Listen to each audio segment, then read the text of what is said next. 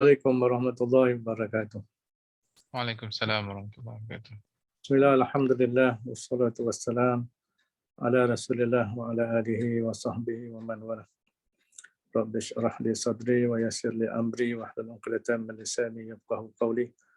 Subhanaka la ilma lana illa ma 'allamtana innaka antal alimul hakim. La haula wa la quwwata illa billah al-'aliyyil 'azim. La haula wa la quwwata illa billah al-'aliyyil 'azim. La haula wa la quwwata illa billah al-'aliyyil 'azim. Amma ba'du. Qala Allah Ta'ala في القرآن الكريم أعوذ بالله من الشيطان الرجيم يرفع الله الذين آمنوا منكم والذين أوتوا العلم درجات وقال الرسول صلى الله عليه وسلم إنما العلم بالتعلم والفقه بالتفقه من يرد الله به خيرا يفقه في الدين صدق الله ورسوله. قال المصنف رحمه الله تعالى ونفعنا بعلومه في الدارين آمين. Kedua, yakni yang kedua daripada 13 rukun sembahyang ialah takbiratul ihram.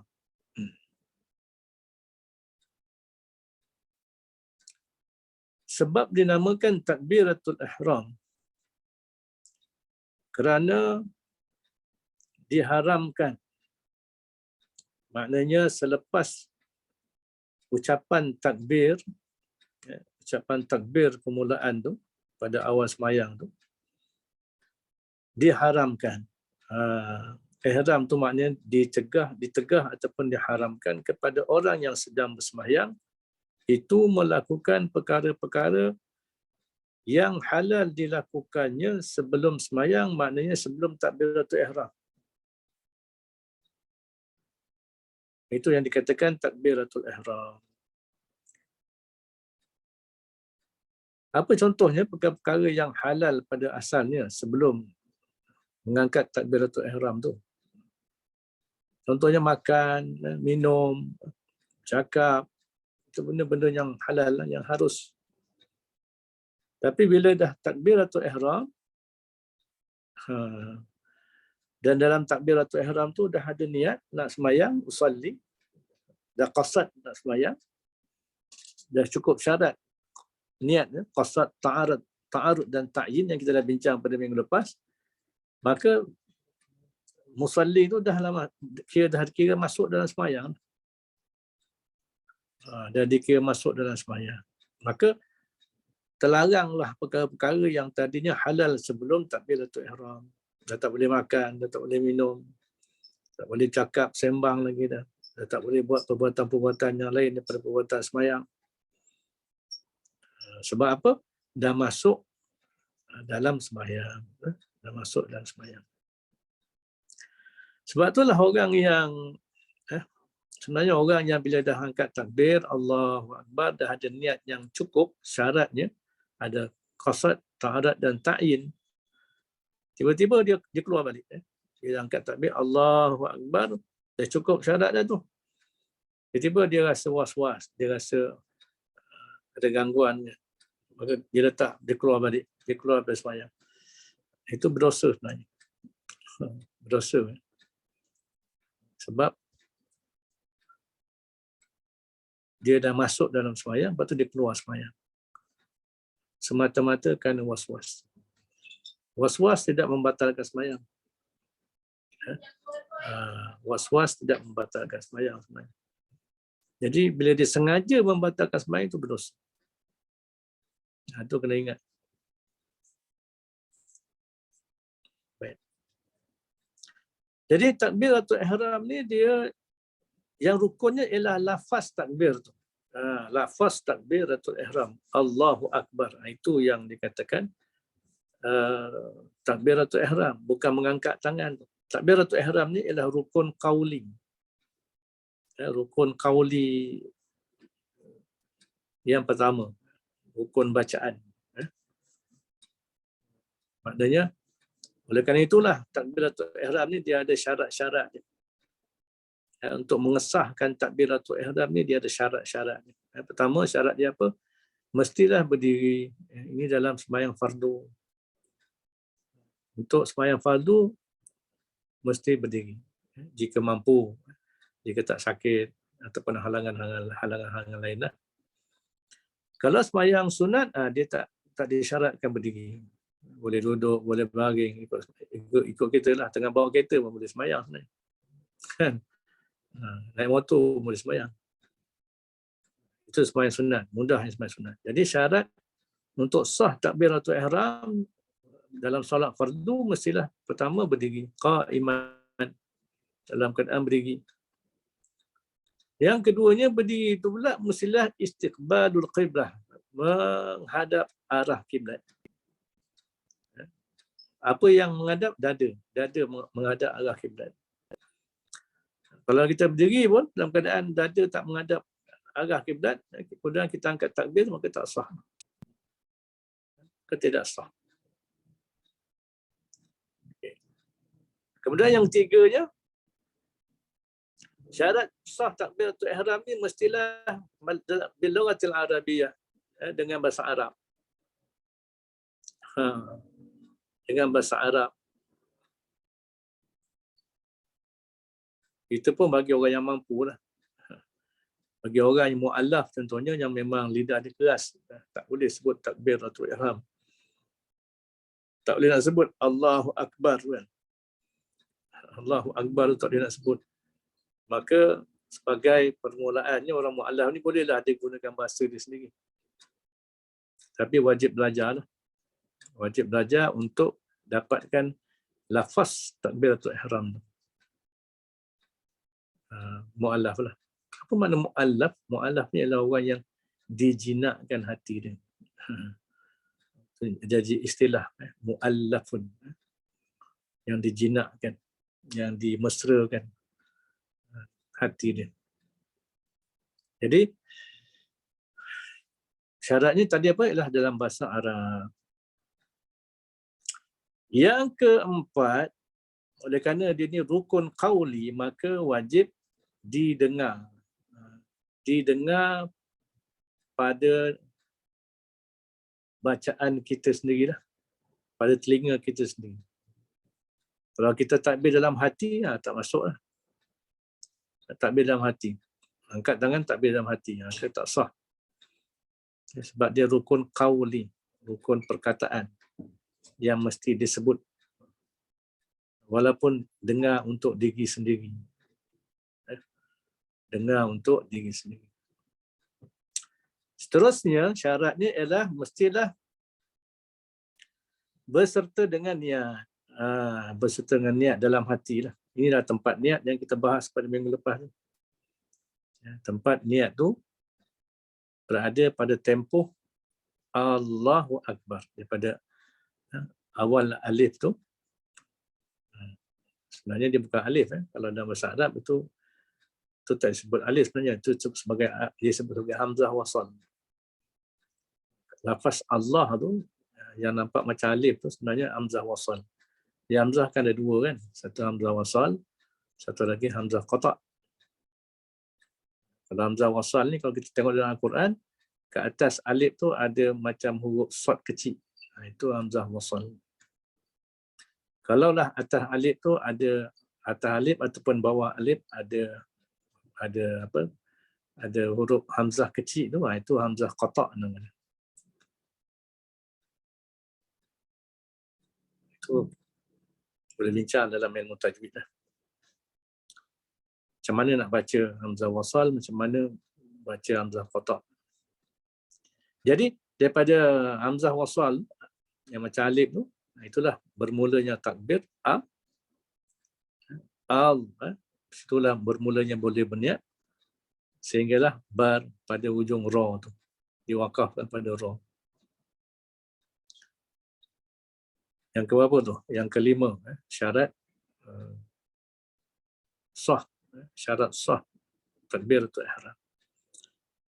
Yang keenam, mestilah dalam keadaan tertib. Allah dulu, akbar kemudian. Itu tertib nama dia. Tak boleh angkat takbir, akbar Allah. Tak boleh. Dia kena Allahu Akbar. Dan yang akhir syaratnya ialah mestilah al-muwalat. Maknanya bersambung. Tak boleh terpisah lama. Contohnya kita takbir Allah, betul kita relax sekejap. Lama lah. Akbar. Itu tak boleh. Kalau masa yang pendek tak apa. Allah Akbar. Itu tak apa. Itu syarat-syarat sah takbiratul ihram. Kalau tak cukup syarat, tak sah. Bila tak cukup syarat, tak sah, maka sembahyang pun tak sah. Sebab apa? Dia adalah rukun. Dia adalah rukun. Yang tak boleh nak ditampal dengan sujud sawi ke, dengan sunat-sunat lain ke, tak boleh. Rukun, dia berdiri sendiri. Baik. Bagi orang yang mampu bertutur, maknanya orang tak bisu, ataupun orang yang memang macam kita lah, orang Melayu kan lidah mudah sebut kan. Baca Quran boleh, cakap Arab boleh orang Melayu ni kan. Orang Melaka lagi banyak cakap Arab. Dia menyumpah pun cakap Arab kan. Ha, waw kan. Ha, waw tu Arab lah. Ha dengan waw. Wa kan. Arab lah tu. Wa. La khabau. La khabar tu Arab. La khabar. La khabar. Tak ada berita kau ni. La khabar anta. La khabar. Dia orang Melayu dengar la khabar, lama jadi la khabar, la khabar orang Melaka. Orang Melaka. Dulu kan Melaka kan pelabuhan besar. Ada 100 bahasa yang dituturkan. Jadi orang Melaka masa tu dengar orang Arab datang cakap la khabar anta. Tak ada cerita awak. Itu nama la khabar, la khabar. Itu kawan dia kata la anta. Awak pun tak ada berita, la anta. Orang Melaka dengar la anta, la anta. Oh, ni la anat, itu yang la anat. La khabar, la anat. Arab cakap musibah, musibah. Orang Melaka ambil musibat engkau. Ini semua Arab. Orang Melaka memang hebat Melaka ni. Orang Melaka tu lah, Aizat lah orang Melaka. Nabi orang Johor, JDT. Baik. Jadi maknanya kalau mampu bertutur, maka kena bertutur lah. Tak mampu, orang bisu kena apa yang jadi syarat yang dia boleh mensyaratkan dia itu takbir. Mungkin dia orang bisu ni kadang-kadang orang bisu ni dia ada setengah bisu dia pekak kan. Maknanya bisu ni mungkin dia dengan bahasa isyarat dia ke. Itu kan sekarang ni kan ada bahasa isyarat tersendiri kan. Ataupun orang yang mu'alaf tadilah yang tak boleh bertutur dalam Arab, maka yang boleh mampu bertutur wajib melafazkan takbir dengan Allahu Akbar. Dimulai dengan Allah kemudian Akbar.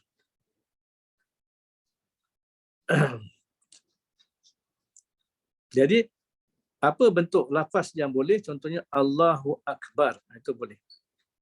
Ataupun Allahul Akbar, ada alif lam ke akbar. Allahul Akbar pun boleh.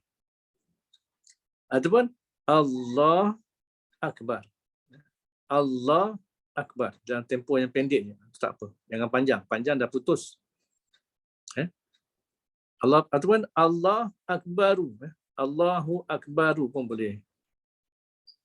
Itu semua yang boleh. Yang tak boleh macam mana? Yang tak boleh contohnya kita panjangkan pada yang awal. Allahu Akbar. Itu tak boleh. Ini contoh orang-orang yang banyak was-was dah. Kadang dia nak dapatkan dia layan sangat was-was syaitan. Dia nak niat tu Allahu Akbar. Itu boleh, itu tak sah. Sebab bila Allah tu dia mengubah makna. Dia menambah hamzah istifham di situ, maknanya menambah makna. Hamzah istifham ni maknanya soalan lah. Hamzah qata bari atas itu maknanya adakah. Jadi bila disambung dengan bacaan Allah jadi dua panjang. Allah, adakah Allah? Allahu Akbar, Allah Maha Besar. Kalau Allahu Akbar, adakah Allah Maha Besar? Berubah makna. Maka tak sah. Ataupun dia baca Allahu Akbar, dipanjangkan kat ujung pula. Allahu Akbar. Ada ya? Biasa kita dengar ni. Geram nau dia kan. Kata orang Melaka, geram nau dia takbir ni. Allahu Akbar. Itu pun tak sah. Sebab akbar panjang pada bar tu dia ubah makna juga. Ya, Allahu Akbar, Allah Maha Besar. Allahu Akbar, akbar tu nama istilah satu nama gendang, satu jenis gendang. Gendang. Jadi Allah gendang pula. Berubah makna. Ataupun Allah huwa akbar. Allah huwa akbar pun tak boleh. Ataupun Allah kabir. Kabir makna besar juga. Allahu kabir tak boleh. Walaupun makna sama. Ataupun Allahu a'zam. A'zam pun maha besar juga. Pun tak boleh. Tak boleh. Sebab takbir tu, dia takbir tu kerana itulah pada akbar, kata akbar, membesarkan Allah, mengagungkan Allah. Tak ada yang lebih besar pada Allah. Ataupun Allahu Azim pun tak boleh. Jadi yang boleh cuma Allahu Akbar. Ikut bacaan yang kita sebut tadi lah. Dan wajib disertai dengan niat. Ketika itu wajib disertai dengan niat. Maknanya kita sebut tadi syarat sah takbir ni adalah mesti disekalikan dengan niat. Ini menurut pandangan mazhab kita Imam Syafi'i. Bagi bahasan setengah mazhab lain dia berbeza lah.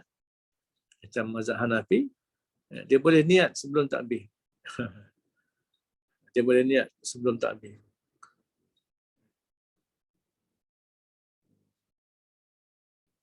Kita kena niat dalam tempoh takbir tu. Ini kita faham lah. Jadi kalau kita jumpa, biasanya kalau kita pergi luar negara lah, pergi umrah ke, pergi haji kan, kita akan jumpa macam-macam amalan menurut mazhab masing-masing kan. Dulu di Mekah pun zaman dulu lah, kat Mekah ni sebenarnya ada 4 imam. 4 imam ikut 4 mazhab besar. Kat keliling Kaabah tu dia ada 4 imam. Itu dia.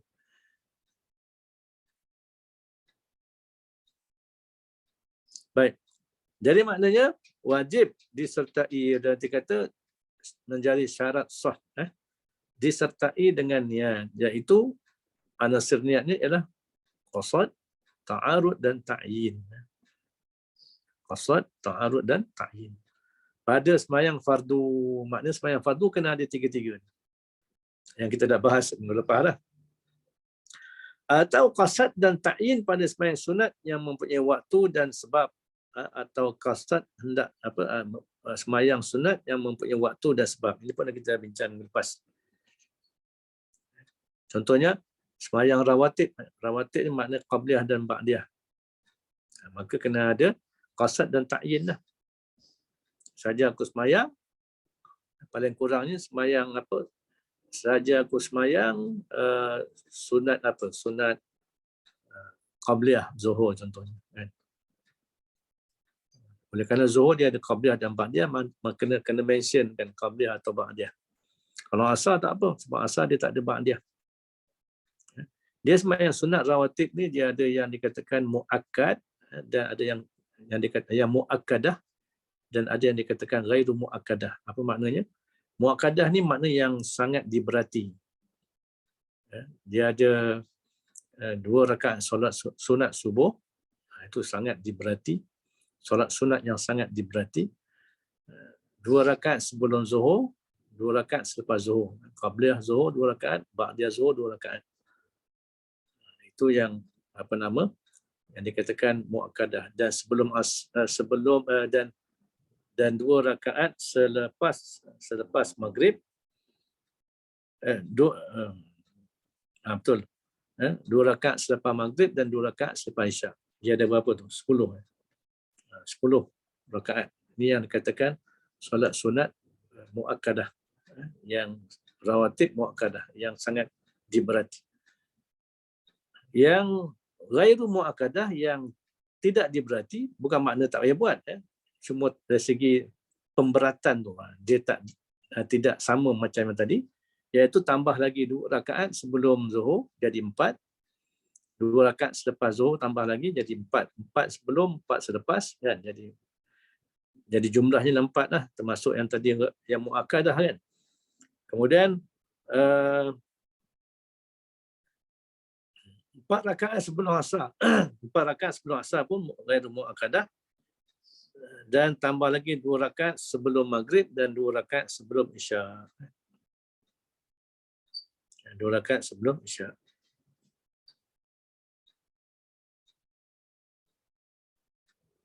Itu dia. Jadi sebenarnya untuk kita lah, ahli gerakan Islam ni, kalau ikut hadis Nabi SAW, sewajarnya kita setiap hari ni kita jaga 12 rakaat sembahyang sunat. Sembahyang fardu, di samping sembahyang fardu yang 5 waktu, 17 rakaat tu, tambahkan lagi dengan 12 rakaat sembahyang sunat. Ada hadisnya. Siapa yang buat sepanjang hari dan malam 12 rakaat sembahyang sunat ni, maka Allah Taala akan bina satu rumah di masjid untuk dia. Satu rumah di syurga, di masjid, di syurga. Jadi kena latih diri kita lah. Kena latih diri kita untuk rajin lah. Paling tidak pun kita sembahyang sunat 2 rakaat sebelum subuh, 2 rakaat solat duha, 2 rakaat sebelum zuhur, 2 rakaat selepas, 2 rakaat sebelum asar. Cukupkan 12. Paling tidak sibuk macam mana pun kita, sembahyang ni sangat penting. Sebab apa? Sembahyang ni hubungan kita dengan Allah. Pada Nabi SAW, bila dia dihantar Muaz bin Jabal ke negeri Yaman sebagai pendakwah, Nabi pesan, yang pertama yang mesti dibuat ialah ajar supaya bersyahadah. Sebab syahadah ni kunci. Amalan kita ni banyak mana pun, hebat mana pun, kalau syahadah tak sah, tak ada apa lah. Kalau syahadah tak ada ataupun syahadah tidak sah, maka tak ada apa, tak ada pahala apa, tak ada apa. Ini awal, perkara yang awal untuk mukallaf. Perkara yang awal sekali untuk mukallaf ialah syahadah. Kena bersyahadah sebagai kunci dia. Sebab itulah kita, ulama kata, untuk kita yang keturunan Islam ni, memang kita kena syahadah iaitu dalam sembahyang. Sebab daripada kecil dia kena ajar sembahyang supaya dia boleh syahadah dalam sembahyang.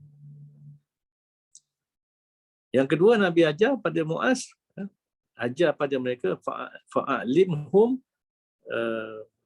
ajar mereka dengan sembahyang. Sembahyang perkara yang kedua.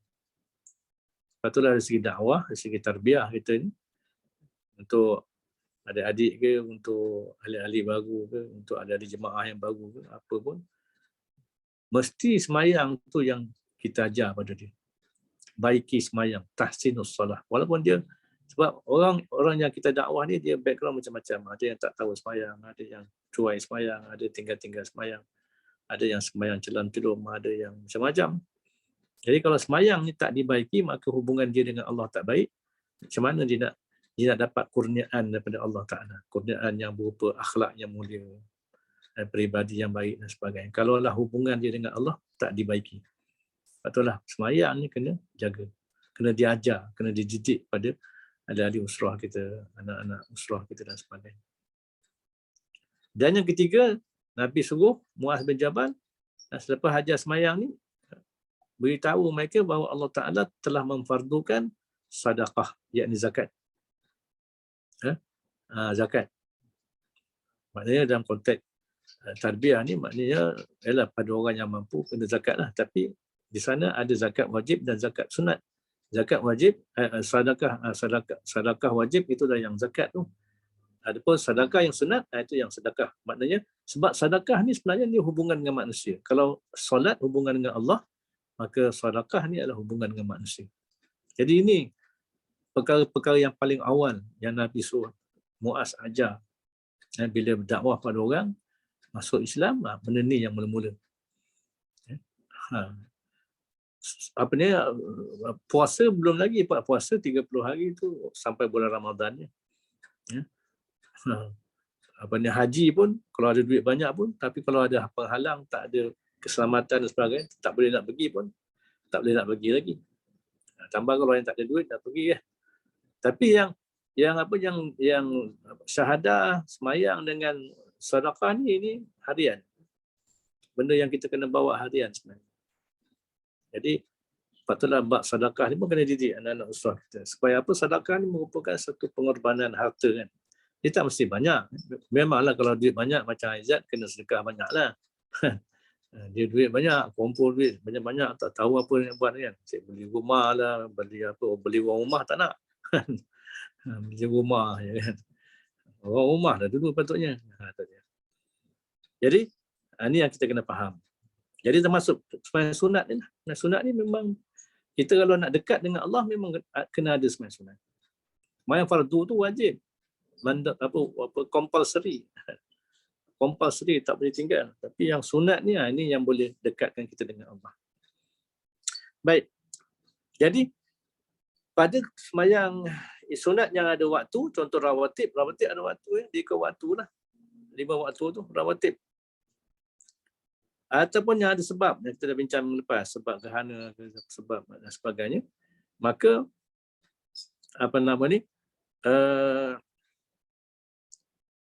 cukup dengan qasad dan ta'yin. Qasad dengan ta'yin. Atau qasad hendak semayang jua pada sunat mutlak. Ini semayang, contoh semayang tahajud, semayang istikharah, semayang taubat, semayang hajat. Ini semua sunat mutlak. Maka cukup niat dalam hati masa tangkap takbir tu saja aku semayang. Cukuplah tu. Boleh sah, dikir sah.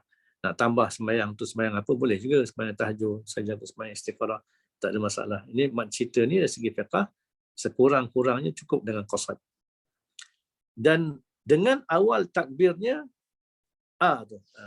Maknanya pada alif ataupun yang senang yang kita sebut tadi sebagai hamzah tadi, hamzah wasal tadilah. Pada kalimah Allah dan dikekalkan dia, yakni niat tu hingga ra, pada waqaf pada ra, pada akbar. Itu yang dimaksudkan. Baik. Kemudian kita masuk kepada apa yang dikatakan muqaranah. Ada 3 jenis. Muqaranah ni apa? Muqaranah ni maksudnya menyertakan niat dalam takbir. Itu dikatakan muqaranah. Menyertakan bagaimana kita muqaranahkan, kita menyertakan niat dalam takbir. Jadi ada 3 jenis, 3 bentuk, kata musannif. Pertama ialah muqaranah kamaliyah nama dia, iaitu menghadirkan qasad, ta'arud dan ta'yin pada sembahyang fardu, dihadirkan ketiga-tiganya di dalam hati, mulai pada pada lafaz kalimat Allah tu berkekalan hingga kepada ra akbar. Itu tempo dia. Allahu Akbar, itu tempo dia. Itu tempo dia. Itu yang dikatakan muqaranah kamaliyah. Maknanya daripada awal sampai akhir. Dalam hati kita lah niat tu. Keduanya, jenis muqaranah ni ialah muqaranah urfiyah. Muqaranah urfiyah, iaitu menghadirkan niat tersebut di dalam takbir tersebut sama ada pada Allah, pada kalimah lafaz, pada lafaz kalimah Allah atau pada akbar. Contohnya kita angkat takbir Allah, ketika Allah tu dah masuk semua, masuk qasad, tak ada ta'yin sekali. Masa sebut Allah tu dah masuk semua. Qasad, ta'arud dan ta'yin masuk dah situ. Itu dikatakan muqaranah urfiyah. Maknanya pada ketika sebut akbar tu dah tak ada dalam hati, dah tak ada niat dah. Sebab dah komplit masuk pada Allah. Ataupun pada akbar. Ketika menyebut Allah tu kita tak mentionkan niat tu dalam hati kita. Tapi bila sebut akbar tu ketika itu masuk qasad, ta'arud dan ta'yin. Itu dia katakan muqaranah urfiyah. Atau dikatakan dapat menghadirkan niat pada sebahagian takbir itu, maka dikira sudah memadai. Atau dia tidak berijtihad tetapi tidak lupa dan lalai daripada mengingati niat tak kala mengatakan Allahu Akbar. Maknanya lintasan. Dia tahu dia semayang tu semayang fardu dan dia tahu waktu dia apa. Benda tu kita ingat dalam hati. Tak lalai. Maknanya sama ada pada Allah atau pada akbar. Itu dia kira memadai lah. Itu dia katakan urfiyah. Dia katakan urfiyah. Walaupun dia tak bersungguh-sungguh kan. Dia nak masukkan niat tu, orang kata teruk sangat, ijtihad sungguh-sungguh. Ijtihad maknanya sungguh-sungguh lah. Maknanya dia cukup, dia orang kata go through aja. Dia ingat ni semayang, aku semayang, fardu tu dah. Cukup dah. Itu maksud itu. Itu pun masih dinamakan muqaranah urfiyah dan dianggap sah sembahyangnya untuk orang awam. Orang awam macam kita lah. Sebab kedua-dua tadi, kamaliyah dan urfiyah ni ialah yang mengikut kemampuan orang awam. Ini benda orang awam boleh buat. Taklah menyusahkan. Syekh Bujairimi berkata, ini antara ahli fiqh yang terkenal,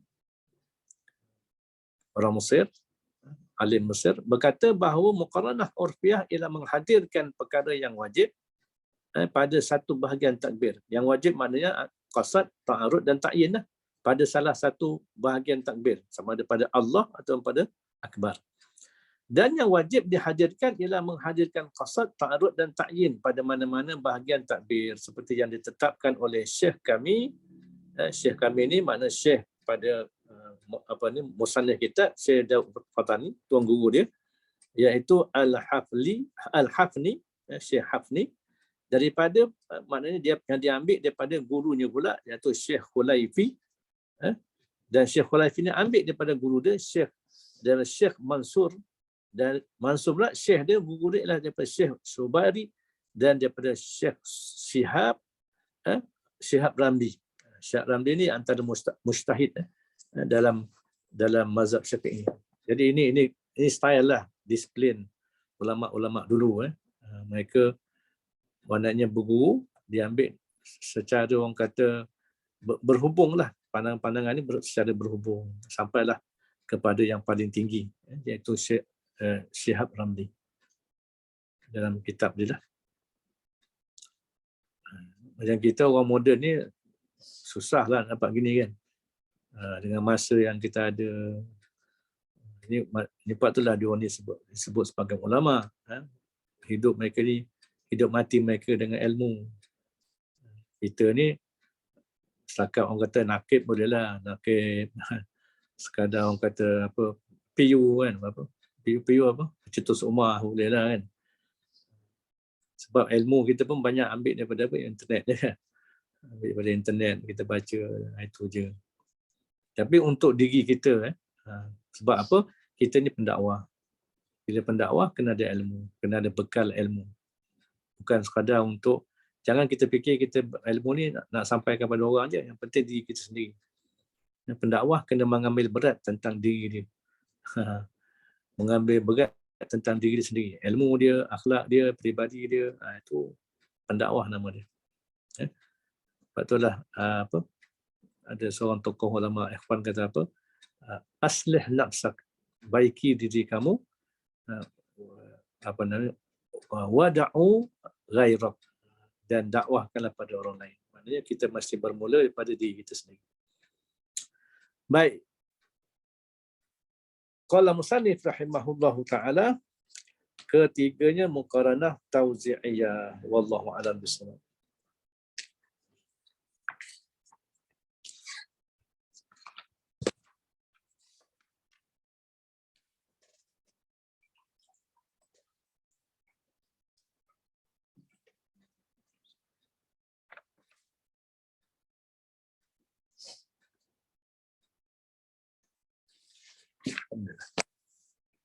Qala al-musannif rahimahullahu ta'ala, berkata musannif kitab Penawar Bagi Hati Syekh Abdul Qadir Al-Mandiri rahimahullahu ta'ala, mudah-mudahan merahmatinya oleh Allah, manfa'na bi'ulumihi fid dharain. Amin.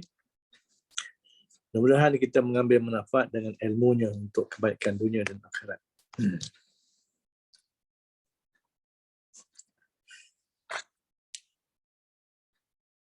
Dan seperti menyalahi janji. Dan seperti menyalahi janji. Dan ni dan apa? Dan ni dan ataf nama dia. Maknanya dan dia balik pada cerita sebelum ni. Maknanya dalam mensyukuri nikmat lidah ni ialah memelihara lidah daripada perkara-perkara yang dilarang. Seperti, ini masuk ni, seperti menyalahi janjinya. Barulah kita boleh faham. Kalau tiba-tiba tu dan seperti ni apa benda kan? Jadi dia ataf balik cerita belakang, muka surat belakang. Yang kita dah bahas pada minggu-minggu lepas. Yang adalah ia iaitu menyalahi janji ni. Mungkir janjilah, menyalahi janji, mungkir janji. Janji A tapi mungkir. Menyalahi. Tak tunaikan A. Itu nama menyalahi. Yang adalah ia menyalahi janji ini salah satu daripada segala alamat munafik. Wala'iyazubillah. Salah satu alamat munafik. Sabda Nabi SAW, ayatul munafiq. Ayatul munafiq. Bukan munafiqu, munafiqi. Baris tu salah. Ayatul munafiqi. Tanda bagi munafik. Salasun. 3. Iza haddasa kaziba wa iza wa'ada akhlafa wa iza tumina khana. Ada ni riwayat Syaikhan. Syaikhan ni maknanya Imam Bukhari dan Imam Muslim. Rawahu Syaikhan an Abi Hurairah radhiyallahu anhu. Artinya tanda munafik itu 3. Tanda-tanda yang ada pada orang munafik itu 3. Maknanya sifat dia lah. Sifat dia. Munafik ni ada 2 jenis. Dua jenis munafik. Satu munafik i'tiqad nama dia.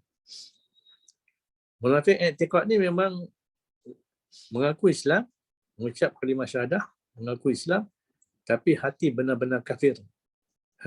Wa minan nasi man yaqulu amanna billah wa bil yaumil akhir wa ma hum bimu'minin. Dalam suratul Baqarah awal kan. Di antara manusia ada mereka yang mengatakan bahawa kami beriman kepada Allah dan hari akhirat. Wa ma hum bimu'minin, Allah menafikan padahal mereka tidak beriman. Maksudnya hatinya benar-benar kafir. Bila hati dia kafir, maka terselah tiga ayat, 3 tanda. 3 tanda terselah pada diri dia. Jadi zaman Nabi dulu, orang munafik ni di Madinah lah. Di Madinah orang munafik yang ramainya, yang mula timbulnya. Jadi Allah Ta'ala nak memberi amaran tentang mereka ni. Sebab nak tuduh, nak kata dia ni, engkau ni munafik tak boleh lah. Ataupun nak diperangi munafik ni tak boleh. Sebab orang nampak dia orang Islam. Kan? Maknanya kalau Nabi memerangi mereka jadi fitnah lah. Seolah-olah Nabi memerangi sahabat dia sendiri, memerangi orang Islam sendiri. Tapi maknanya Allah Ta'ala beri wahyu pada Nabi tanda-tanda munafik. Itu disebut dalam banyak ayat Quran. Dan Nabi sendiri beri hint pada para sahabat, ini tanda-tanda munafik. Apa dia? 3. Apabila bercerita, ia nescaya berdusta, ia bila bercakap lah, buka mulut je berbohong. Buka mulut je berbohong. Itu tanda pertama. Dan apabila menjanjikan ia akan kebaikan, nescaya menyalahi ia akan janjinya. Ini mungkin janjilah. Betul lah. Hati-hati lah kalau jadi orang politik kan. Jadi orang politik yang paling banyak beri janji. Sebab tu dah. Bukan tak boleh jadi orang politik. Tak ada masalah. 7 golongan yang mendapat perlindungan Allah daripada mahsyar. Perlindungan arasy Allah kan. Ketika panas terik daripada mahsyar. Antara 7 golongan ni yang pertama ialah al-imamu adil. Imam yang adil. Pemerintah yang adil. Pemimpin yang adil. Nampak? Hebatnya. Tapi nak jadi pemimpin adil yang susah ni. Itulah sebab ramai banyak jadi pemimpin, buat janji tapi mungkin janji. Jadi maknanya bukan tak boleh jadi pemimpin, boleh. Itu jalan untuk menuju syurga je. Tapi kena jagalah perkara ni. Jangan sampai timbul penyakit-penyakit munafik ni. Wal iyaz billah. Dan apabila dipercayai akan dia, akan orang itu, nescaya khianat dia. Artinya tiada menunaikan ia akan barang yang dipercayai padanya itu. Memberi dia amanah, tiba dia khianat. Itu termasuk sifat ciri tanda-tanda munafik. Baik. Lepas jenis yang kedua munafik ialah jenis munafik amali. Perangai ini. Tadi kan habis sebut yang pertama munafik i'tiqad. I'tiqad itu segi pegangan hati dia. Pegangan i'tiqad dia.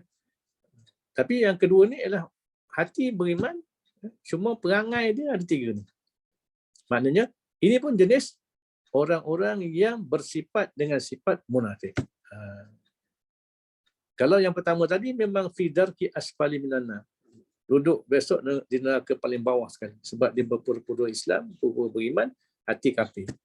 Tapi yang kedua ni hati beriman, dia Islam betul, cuma dia perangai dia ada 3 ni. Maka orang ni berdosa dah, dosa besar. Kalau dia tak bertobat, maka kena masuk neraka je. Kalau dia tak bertobat. Tapi kalau dia bertobat, dia minta ampun, dia bertobat, dia baiki diri, maka dia boleh menerima keampunan daripada Allah. Okey, maknanya itu menyalahi janji. Ya. Dan seperti lagi, dia pun balik pada cerita tadi lah, seperti apa yang dilarang pada lidah ni, berbantah-bantah. Berbantah-bantah. Dan berkata-kata pada barang yang tiada memberi faedah. Ada 2 ni. Pertama, berbantah-bantah. Berbantah-bantah ni bukan yang berbeza pandangan. Itu salah tu. Itu 2 perkara yang berbeza. Berbeza pandangan. Maknanya, Abi ada satu pandangan, Enta ada pandangan lain. Abi ada satu pandangan, Aizat ada pandangan lain, Adli ada pandangan lain. Ada 3 pandangan. Kan berbeza-beza. Abi pandangan Abi orang tua. Aizat orang muda. Orang bujang. Dia jenis tak ada perasaan. Adli orang muda tapi ada bini kan. Ada bini seorang. Kan beza background kan. Jadi ada pandangan berbeza. Jadi berbeza pandangan tak ada masalah. Yang tak bolehnya ialah Habib dengan Aizat dengan Adli ni bergasak tak habis-habis dalam grup WhatsApp, hentam. Itu yang tak boleh, berbantah-bantah. Tanazuk, dan Allah kata tanazuk. Tanazuk ni haram. Sebab ada larangan dalam Quran. Wala tanaza'u fatafsiru wa tazhaba rihukum. Jangan berbantah-bantah. Nescaya kamu akan hilang kekuatan. Surah Al-Anfal, ayat apa? Ayat 46. Kalau nak rujuk lah. Wala tanaza'u fatafsiru wa tazhaba rihukum. Kalau jangan kamu berbantah-bantah, kamu akan jadi lemah dan akan menghilangkan kekuatan kamu. Patutlah kita dalam jemaah perkara ini kena dijauhi. Tapi inilah yang banyak sebenarnya kan. Banyak berlaku. Semata-mata beza pandangan jadi bermusuhan. Berbantah-bantah timbul benci-membenci, bermusuhan. Dan masa muka, memboikot. Bukan 3 hari boikot, 3 tahun tak terus apa. Benda ni haram. Berbeza pandangan kita lihat bukan sekadar kita ulama berbeza pandangan. Berbeza pandangan, tak ada masalah. Syaratnya jaga akhlak, jaga emosi kan. Jangan melihat pandangan kita yang sahaja yang betul. Mungkin dengan latar belakang kita, dengan latar belakang ilmu kita tak sama dengan latar belakang ilmu dan latar belakang orang lain. Dia pun mungkin ada metod dia ada kajian dia ada sandaran dia. Kita pun ada metod kita, ada kajian kita, ada sandaran kita. Yang untungnya, Abi ada satu pandangan, perkara yang sama, ada pandangan. Aizat ada satu pandangan, Adli pun ada pandangan. Kita gabung dapat 3 pandangan. Kan untung. Daripada kita pertahankan pandangan kita seorang, dapat 1 je kan. Tapi bila 3 tu, kita boleh tasamuh, berlapang dada, dapat 3 pandangan. Yang boleh, mungkin hari ni, esok dan lusa mungkin dia berubah-ubah kekuatan pandangan tu. Mungkin hari ni pandangan pertama kuat. Belum tentu esok. Entah besok mungkin pandangan kedua lebih kuat. Tahun depan mungkin pandangan ketiga pula lebih kuat. Ini atas pengalaman Nabi sendiri lah. perkara ni. Kadang kita beri pandangan bukan masanya. Pandangan kita ni advance sangat. Pandangan kita contohnya orang kata futuristik. 10 tahun akan datang je pandangan. Kita kemukakan hari ni. Memanglah orang susah nak terima. Tapi mungkin 10 tahun akan datang kita dapati pandangan kita tu akan diterima orang. Itu contoh. Maka kita kena sabarlah. Jaga emosi kita, jaga akhlak. Dan jangan sombong. Sombong tu yang jadi rosak. Dan juga termasuk yang dilarang ialah berkata-kata pada barang yang tiada memberi faedah, benda-benda yang sia-sia lah. Walaupun tak berdosa pada asalnya, dosa pun tidak, pahala pun tidak, tapi sia-sia. Bila sia-sia maknanya rugi. Walaupun dia tak berdosa, tapi dia sia-sia, rugi. Patutnya kita ni setiap patah kalimah kita cakap, setiap perbuatan yang kita buat mendatangkan pahala. Barulah untung. Ini cakap benda yang sia-sia. Sabda Nabi SAW, min husni islamil mar'i tarkuhu ma la ya'ni. Artinya, setengah daripada keelokan Islam seorang itu meninggalkan ia seseorang akan barang yang perkataan ke, perbuatan ke, sebagainya yang tiada memberi manfaat akan dia, akan orang itu pada dunianya ataupun akhirat. Kalau perkataan itu baik untuk dunia, contohlah kita beri panduan orang, mengajar orang masak. Mengajar orang masak. Orang boleh, ni kadang-kadang orang perempuan lah kan. Dalam Facebook dia kan, dia tunjukkan masakan dia. Dia masak hari ni menu apa kan. Dia tak reti nak tazkirah, tak reti nak buat posting-posting tazkirah kan, tausiah ke apa. Jadi yang dia boleh ajar orang masak. Hari ni menu kita ialah masak merah. Hari ni hanya asam pedas Melaka. Jadi dia mengajar, jadi orang pun dapat juga kebaikan dunia. Maka okey dah tu. Dapat juga kebaikan dunia. Ataupun kebaikan akhirat, buat posting-posting tazkirah, posting tausiah, posting itu untuk akhirat. Menasihati kan. Itu tak ada masalah. Ini yang tak ada faedah ni banyak kan. Minum teh tarik ambil gambar. Minum teh tarik berlapis ambil gambar. Contohnya. Itu je teh tarik. Lepas hari ni teh tarik, besok Milo tarik, dosa Nescafe tarik. Tunjuk tu. Jadi apa faedah tu? Sekadar orang kata benda-benda yang tak ada faedah. Maknanya walaupun tak berdosa tapi rugilah, rugi. Tapi jadi untuk keindahan kepribadian Muslim tu min husni islamil mar'i, keelokan kecantikan peribadi Muslim tu maknanya dia tinggalkan. Baik dia buat perkara yang bermanfaat. Gitu.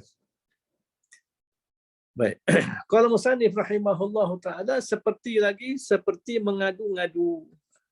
Mengadu-ngadu, bukan mengadu bukan mengadu. Contoh Aizat dia mengadu ke Habis. Habis saya keseorangan, saya kesepian. Itu mengadu. Ni mengadu-ngadu ni maknanya batu api lah. Mengadu-ngadu ni jadi batu api. Gunakan lidah untuk jadi batu api. Itu mengadu-ngadu. Itu orang Melaka. Orang Melaka punya bahasa bakar udara. Jenis bakar udara ni kan. Sabda Nabi sallallahu alaihi wasallam, la yadkhulul jannata namamun. Namamun. Persangatan dengan bahasa persangatan namamun. Artinya tidak masuk ke dalam surga orang yang mengadu-ngadu. Itu berat. Maknanya kalau dibekekal dengan perangai itu dan dia tak bertaubat, tak minta ampun, pada Allah sebab dia buat benda yang Allah tak larang dan tidak minta ampun pada orang-orang yang dibatu apikan ni, yang diadu domba supaya berkelahi, bergaduh, bertumbuk dan sebagainya. Maka dia akan masuk, dia tak ada can masuk syurga. Kecuali lah dia bertaubat, mengelokkan diri dia, membetulkan diri dia, baiki hubungan dengan orang-orang yang tu, minta ampun, minta maaf, itu dia boleh masuk syurga. Sebab tu dia katakan la yadkhulu, dia tak kata lan yadkhula. Kalau Nabi kata lan yadkhula, itu berat. Sampai bila-bila takkan dapat masuk syurga. Wal'iyazbillah. Tapi disebut la yadkhulul jannah, maknanya walaupun disebut tak masuk syurga, kecuali kalau dia bertobat. Bertobat, baiki diri, minta ampun pada Allah, minta maaf pada manusia, itu boleh. dia ada chance lagi masuk syurga. Sebab itulah kita ni dalam soal apa taubat ni kita kena sentiasa memperbarui. Kita jangan sekali dulu aku dah taubat dah. Jangan kita rasa confident dengan taubat sekali. Sebab itulah kita ni lepas ambil wuduk, kita menghadap kiblat, jangan tinggal doa lepas wuduk.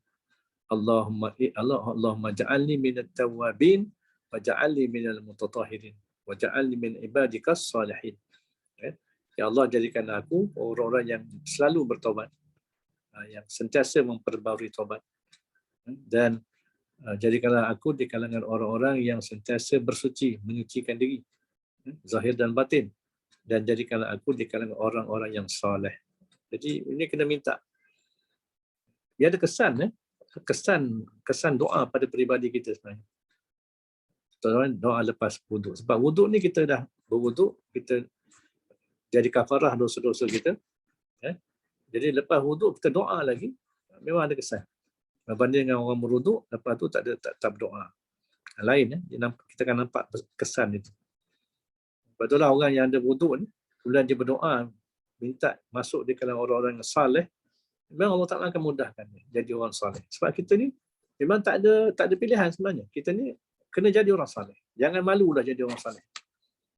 Sebab dalam Quran kan kita baca ihdinas siratal mustaqim, tunjukkan kami jalan yang lurus, siratal ladzina an'amta alaihim, jalan orang-orang yang telah engkau beri nikmat kepada mereka. Apa nikmatnya? Nikmat Islam, nikmat iman. Bukan nikmat makan minum, bukan nikmat kekayaan, bukan nikmat harta, bukan nikmat kereta, bukan nikmat isteri, bukan nikmat suami, ataupun nikmat anak dan sebagainya. Kalau itulah nikmat yang Allah Ta'ala telah beri pada mereka, sama aja. Orang kafir pun dapat nikmat. Tapi nikmat yang special yang Allah Ta'ala beri pada mereka ialah nikmat Islam dan iman.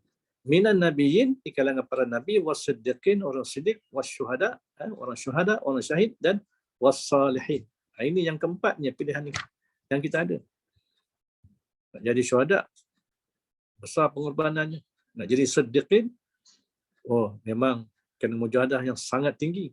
Siddiqin, yang Allah Ta'ala beri peluang pada kita ialah salihin. Sebab kita kena doa jadi orang yang salih. Sebab paling simple peribadi orang salih ini ialah innal ladzina amanu, orang-orang yang beriman, wa amilus solihat, dan beramal salih. Ulaika hum khairul bariyah. Inilah orang sebaik-baik makhluk, sebaik-baik manusia. Yang disebut dalam surah itu kan, radhiyallahu anhum wa radu'an. Allah redha pada mereka, mereka redha pada Allah. Jadi ini orang salih sebenarnya. Inilah yang orang kata level paling minimal lah kita kena jadi. Sebab jangan malu jadi orang salih. Jangan malu jadi orang salih. Kena jadi orang salih. Hatta antara yang terus mengalirkan pahala pada mak ayah kita yang dah tak ada, yang dah meninggal dunia dalam kubur, ataupun kita besok mati pun, yang masih mengalir pahala pada kita ialah doa daripada anak soleh. Anak soleh ni maknanya anak yang soleh lah. Yang ada iman, ada amal. Kalau anak tu tak semayang, tak tolak terus lah. Kalau anak tu tak semayang, bila masa dia berdoa kan? Doa ni biasa orang lepas semayang ni doa. Kalau jenis tak semayang, memang tak masuk book orang kata kan. Jadi, sebab itulah kita kena jadi anak yang soleh. Inilah maknanya jariah yang boleh kita. Jariah apa makna jariah? Jariah ni satu yang terus mengalir. Dan bukan sekadar itu, jariah ni, yang hebatnya jariah ni, dia punya umur jariahnya lebih panjang daripada umur orang. Apa maksud Abi? Contoh macam Imam Ghazali kan. Imam Ghazali dia lahir zaman dia sekitar 500 tahun hijrah kan. Sekarang ni dah 1400 lebih. Maknanya lebih kurang 1000 tahun yang lepas. Jadi kitab-kitab Imam Ghazali ni, walaupun umur Imam Ghazali masa dia meninggal mungkin Abi tak ingatlah antara 60 ke ataupun 70 wallahu alam. Tapi umur kitab dia ni yang menjadi jariah pada dia masuk dalam kubur dia sebagai pahala dia yang berterusan dah 1000 tahun lah. Sampai hari ni dah 1000 tahun. Maknanya umur kitab dia, umur jariah yang terus mengalir itu lebih panjang daripada umur dia sendiri masih hidup. Ini yang kita naknya, walaupun besok kita mati umur 50 tahun, mati umur 60 tahun, tapi jariah yang kita dapat daripada sedekah kita ataupun ilmu yang kita manfaat kepada orang lain ataupun anak-anak yang doa kita akan terus hidup mengalirkan. Kalau Ada 1000 tahun lagi sampai kiamat, ada selama 1000 tahun dah pahala itu masuk dalam kubur kita. Ini yang kita nak ni. Itu dia. Baik. La yadkhulul jannah, namam, tidak masuk dalam surga orang yang mengadu-ngadu.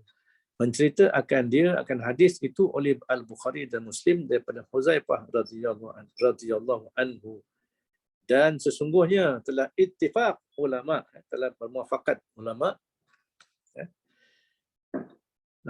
atas bahawasanya mengadu-ngadu itu dosa besar. Wallah, wala yazbillah. Ini dosa besar. Apa maksud ittifaq ulama? Maknanya ulama kaji hadis-hadis, kaji ayat-ayat Quran. Dalam Quran ni disebut tentang apa nama ni, golongan yang menghasut ni kan, jenis mengadu domba ni kan. Contohnya dalam surah apa? Dalam surah Al-Qalam kalau tak silap. Wala tuti' kulla hallafin mahinin hammazin masya'in binamimin. Jangan kamu taati segala orang-orang yang suka menyumpah-nyumpah, yang hina, yang suka mencaci-caci, yang suka menghasut dan juga mengadu domba ni. Maknanya ini satu senarai golongan perangai buruk yang disebut dalam Quran. Dan bila dilihat pula ayat hadis yang kita baca tadi, la yadkhulul jannah namam, ini pun ayat ni, hadis ni memang ancaman berat pada pengadu domba. Maka ulama bincang merumuskan, maka dia termasuk dalam dosa besar. Besar dosa.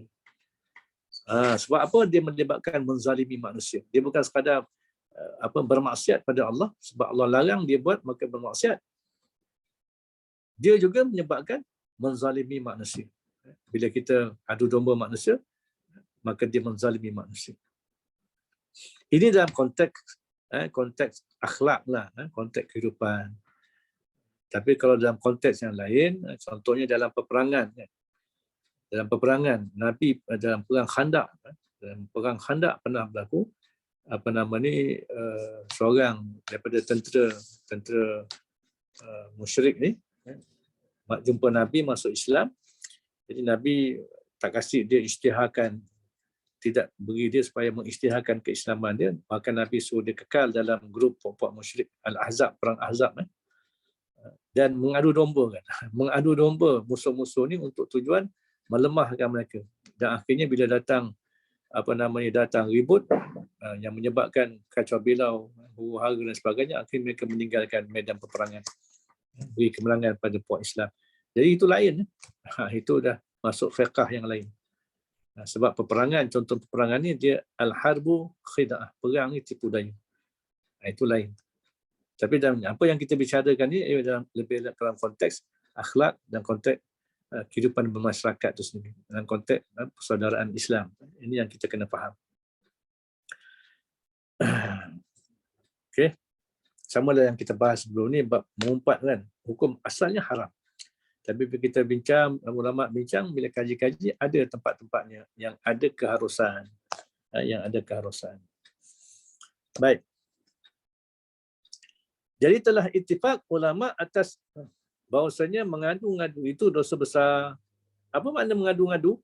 Iaitu mengadu-ngadu itu memindahkan perkataan setengah manusia kepada setengah yang lain kerana tujuan membinasakan antara mereka itu, yakni menimbulkan permusuhan. Membinasakan maknanya menimbulkan permusuhan dan kebencian, dan menjadikan mereka itu berkelahi, bermasam muka, benci-membenci, boikot-memboikot. Sedangkan tak bertegur siapa ni, boikot-boikot ni 3 hari dah haram dah. Tapi kes-kes begini menyebabkan kadang-kadangnya kita hilang kewarasan, bukan 3 hari, bukan 13 hari, bukan 30 hari, 3 tahun tak bertegur siapa. Ini yang jadi rosak akhlak umat Islam itu sendiri. Adapun memindahkan perkataan kerana nasihat bagi mereka yang dipindahkan perkataan kepadanya, maka wajiblah, maka wajib ya. Contohnya kita pindahkan cakap si A cakap tentang B kan. Tapi A ni cakap dalam bentuk nasihat. Nak nasihatkan si B. Bukannya nak mencela B ataupun untuk mengumpat B. Tetapi bentuk nasihat. Maka kita yang dengar ni kita sampaikan pada B. Maknanya kita sampaikan dalam bentuk nasihat. Maka tu tak ada masalah. Yang menjadi masalah, kita dengar A cakap, bagian-bagian, kita jumpa B, kita kata kat B, si A tu kata kau begini. Itu yang jadi, Nabi sebut hari tu kan, dia situ dah masuk dalam bab mengumpat dan tambah lagi yang ni, mengadu domba. Dia mengumpat, kemudian dia mengadu domba lagi. Jadi akhirnya si B pun dah merah telinga, cari si A, beri sebiji kan. Tak cakap dulu. Orang kata tak ada kalam dulu, beri penampar dulu. Contohnya, maka